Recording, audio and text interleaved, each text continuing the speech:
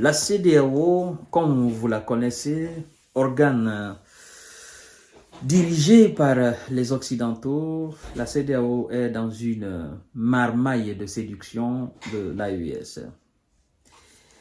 Oui, la CEDEAO dévoile son plan pour réduire les prix des billets d'avion dans la zone CEDEAO. Mais même s'ils veulent, ils n'ont qu'à rendre les avions gratuits. L'AES ne fera pas marche arrière. S'ils veulent, il ne faut même pas qu'ils réduisent à 50%, hein, qu'ils réduisent à 99,99%. Cela n'engage la population de la CEDEAO. D'accord? Voilà. L'AES reste dans sa coquille. Voyons voir quand même de quoi il s'agit. C'est quand même pathétique. La CEDEAO dévoile son plan pour réduire les transports. D'accord? C'est quoi exactement? Une feuille de route a été adoptée par les ministres des Transports de la Communauté économique des États de l'Afrique de l'Ouest, CEDEAO, pour réduire les prix des billets d'avion dans la région. Ceci au cours de leur rencontre qui a eu lieu du 5 au 8 novembre 2024 à Lomé au Togo. Bon, qu'est-ce que ça veut dire? Ça veut dire que la CEDEAO, bizarrement, veut faciliter les choses pour les personnes et leurs biens qui se déplacent dans cette zone-là, bizarrement.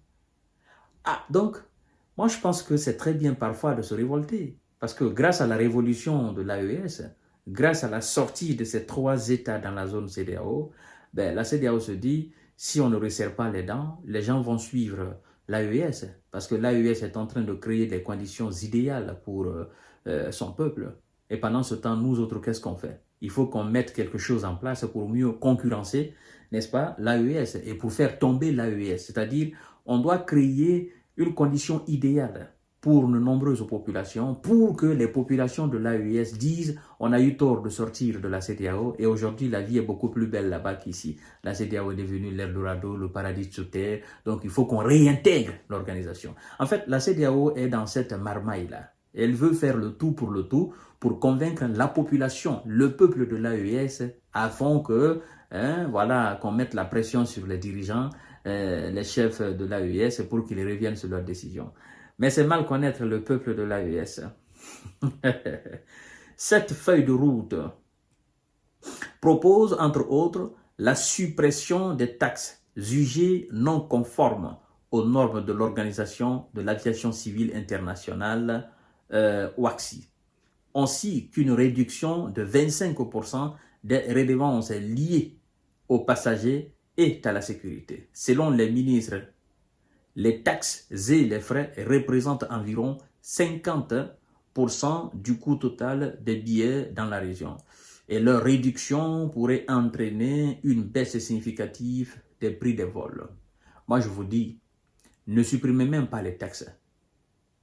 Créez des compagnies, rendez ces compagnies gratuites, que les gens entrent là-dedans seulement, et puis les gens se baladent seulement, d'accord? Que ça soit gratuit même. Ce que vous voulez là, vous n'allez pas réussir.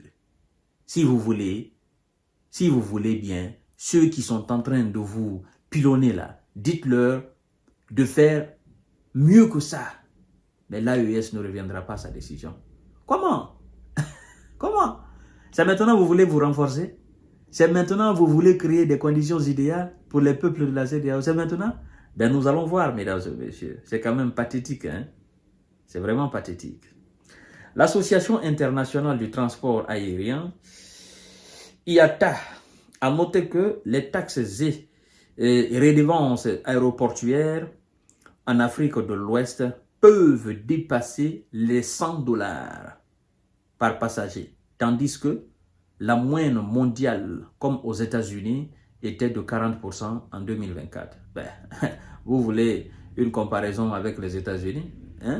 Vous n'avez pas les mêmes compagnies, vous n'avez pas les mêmes fonds, vous n'avez pas les mêmes structures, les mêmes organisations.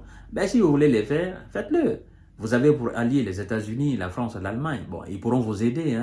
Voilà, ils pourront bien vous aider à réformer le secteur.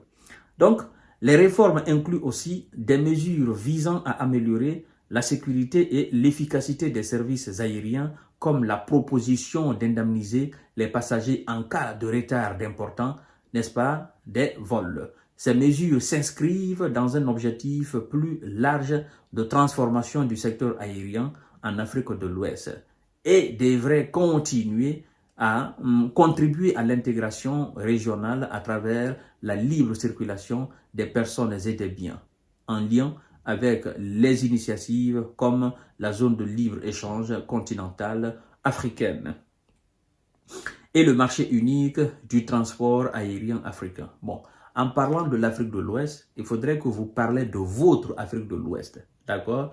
L'Afrique de l'Ouest de votre organisation. Parce qu'il y a d'autres organisations en Afrique de l'Ouest, notamment l'AES, qui n'a rien à voir avec la CEDEAO. Voilà. Donc, c'est ça en fait. Hein? La nébuleuse organisation veut donner l'impression comme si, voilà, nous sommes en train de travailler, nous sommes en train de bien faire pour mettre bien les peuples. Et puis voilà, il faudrait quand même qu'on fasse quelque chose pour faire tomber l'AES.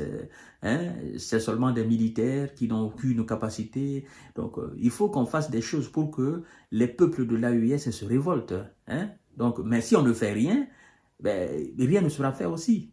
Ils vont rester dans leur AES là, et puis rien ne va changer. C'est ça, tout cela, toute cette manigance, toute cette marmaille, toute cette mascarade de la CEDEAO, ben, c'est pour révolter les peuples de l'AES. Mais comme je disais tout à l'heure, ils connaissent mal ces peuples-là. Si ces réformes sont adoptées lors du sommet des chefs d'État de la CEDEAO, prévu en décembre 2024, elles entreront en vigueur le 1er janvier 2026 dans tous les États membres de la CEDEAO. Une période de transition d'1 an sera accordée aux pays pour ajouter leur budget et mettre en œuvre les nouvelles mesures. Un comité régional sera également mis en place pour surveiller l'application des réformes et garantir les conformités dans chaque pays. Voilà. Donc, c'est la nouvelle politique, la nouvelle stratégie de la CEDEAO pour faire regretter les pays de l'AES d'avoir sorti de cette nébuleuse organisation. Mais, c'est fini, cette décision de l'AES est entérinée, c'est terminé. Si vous voulez, rendez tout gratuit dans la zone CEDEAO. Il ne faut pas que ça soit seulement les billets d'avion. Hein? Vous savez, il n'y a pas assez de personnes qui voyagent dans les avions en Afrique parce que ça coûte cher. Ce que vous devez faire, c'est de réduire ou c'est de rendre gratuit, n'est-ce pas?